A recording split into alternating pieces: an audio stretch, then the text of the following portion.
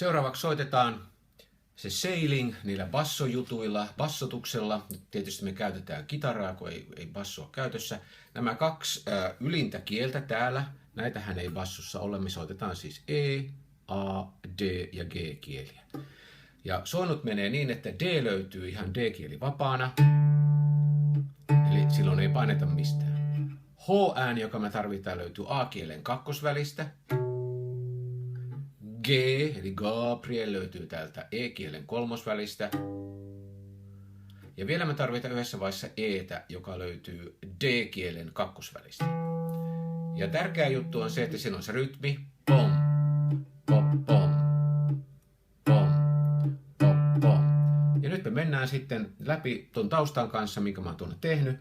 Ja mä samalla ohjaan sillä lailla sanoa, mikä ääni sieltä lähtee. Danielista lähtee. Ja H.